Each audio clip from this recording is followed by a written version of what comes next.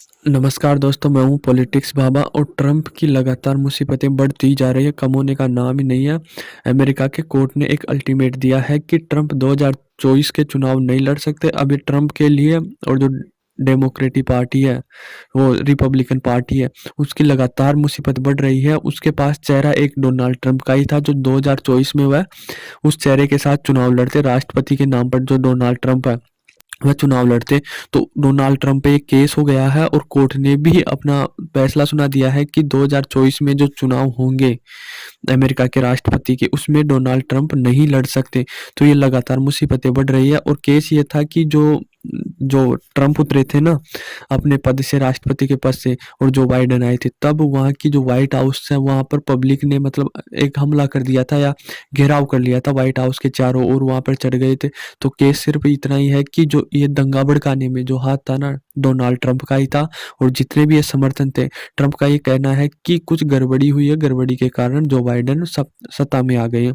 तो उसका विरोध करने के लिए व्हाइट हाउस के चारों तरफ कुछ उग्रवादी या अमेरिका की जनता आ गई थी और विरोध करने लग गई थी, व्हाइट हाउस के ऊपर चढ़ गए थे। तो इसको लेकर कोर्ट ने कहा है कि जो भी ये दंगा हुआ है, इसको भड़काने में डोनाल्ड ट्रंप का हाथ था और इसके लिए हम इसे 2024 के चुनावों से नहीं लड़ने की अनुमति देते हैं।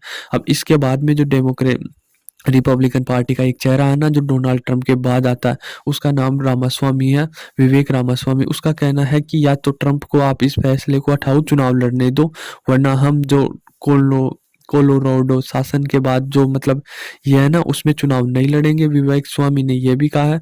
मतलब ये लगातार कोशिश कर रहे हैं अपने पार्टी, अपने उम्मीदवार को बचाने के लिए, और कहीं प्रतिज्ञा ले रहे हैं कि यदि ये नहीं करेंगे ना, जो डोनाल्ड ट्रंप नहीं लड़ेंगे चुनाव, तो मैं भी नहीं लड़ूंगा। इस प्रकार की बातें कर रही हैं।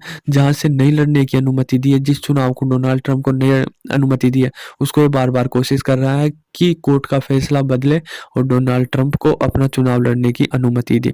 अब देखो, यदि कोर्ट नहीं देती है, अड़ जाती है और 2024 के अयोग्य मान लेती है, भाई डोनाल्ड ट्रंप चुनाव नहीं लड़ सकते 2024 के, तो उसके बाद में ले दे के एक ही चेहरा बचता है और ये विवेक रामास्वामी है। ये काफी रेस में आगे भी चल रहे थे, ये काफी मतलब धुआंधार अपनी भाषणबाजी के लिए जाने जाते हैं।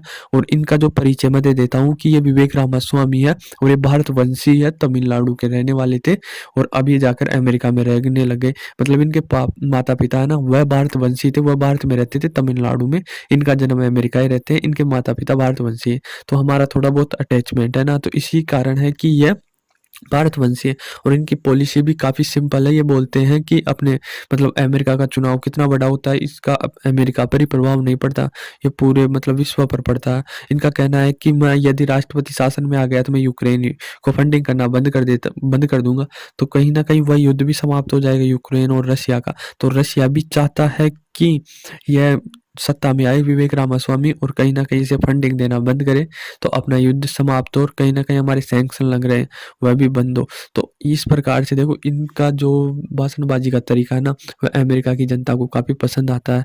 ये बोलते हैं कि जो हमारा टैक्स का पैसा है, उसी पैसे से यूक्रेन युद्ध लड़ रहा है, टैक्स हम भर रहे हैं, मजे वो ले रहे हैं, युद्ध वो कर रहे हैं। तो उसको कम करने के लिए इन्होंने अमेरिका की जनता के सामने रखा। तो कहीं ना कहीं ये है। और जो डेमोक्रेटिक के वो है, मतलब जो बाइडेन है वहाँ के अभी राष्ट्रपति है, वह भी ट्रंप को नहीं चाहते क्योंकि ट्रंप की भी पॉपुलैरिटी हाई है वहाँ पर। तो कहीं न कहीं यदि ट्रंप आते हैं चुनावों में जो बाइडेन के सामने, तो जो बाइडेन की इमेज काफ़ी ख़राब हो चुकी है अमेरिका में, क्योंकि उन्हें काफ़ी उसकी पॉलिसी काफ़ी सही नहीं थी। तो इसीलिए वहाँ की जनता मतलब परेशान है जो बाइडेन से। तो उसे रिप्लेस करने के लिए ट्रंप एक बेहतर वो था, विकल्प था, जो इस पार्टी से था। तो अब कोर्ट ने इस फैसले दिया है कि कहीं न कहीं दे ही देगा कि यह लड़ नहीं सकता। तो उसके बाद में जो चेहरा बचता है ना रिपब्लिकन के पास ले दे के, वह एक विवेक रामास्वामी का है और ये बेहतरीन पॉलिटिशियन है, काफ़ी अच्छी पॉलिसी है और अमेरिका इनके जो राज में काफ़ी तरक्की करेगा और बहुत अच्छे-अच्छे फैसले लेगा। तो जो रिपब्लिकन पार्टी है ना, जो चाइना के लिए खतरा है, क्योंकि चाइना को ज़्यादा अग्रेसर लेते हैं ये, चाइना को हल्के में नहीं लेते हैं और चाइना पर मतलब जो भी गलती करता है ना उस पे ज़्यादा फैसला लेता। जो बाइडेन ऐसा नहीं करता, वह हल्के में लेता है और जो भी गलती करता है समझौता चाइना करता जाता है, उसको नज़रअंदाज कर देता है। जो अपने ऊपर ही आता है ना, उसको ही लेता है। यदि चाइना किसी छोटे देश के साथ कर रहा है, कुछ भी कर रहा है, तो उसमें अमेरिका कोई फैसला नहीं लेता है। जो बाइडेन की सरकार कोई फैसला नहीं लेती है। जबकि ट्रंप की सरकार थी ना, तो चाइना काफ़ी बैकफुट पे चला गया था।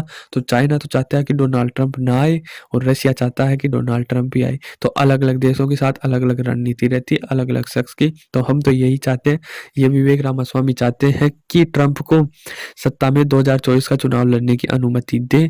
जबकि मैं तो यही चाहूँगा भारतवंशी से, क्योंकि हमारा तो अलग अटैचमेंट होता है ना, एक भाई भारतवंशी बने। जब उसके इंग्लैंड के ऋषि सुनक बने थे, तब भी भारत के साथ एक अलग अटैचमेंट था। जबकि वह पूरे निर्णय अपने हित में लेते हैं, अपने देश के हित में लेते हैं, इंग्लैंड के हित में लेते हैं। पर जो खुशी का है भाई, एक भारतवंशी वहाँ पर जाकर प्रधानमंत्री बन गया, ये राष्ट्रपति बन जाएगा, तो एक अलग ही खुशी होती है।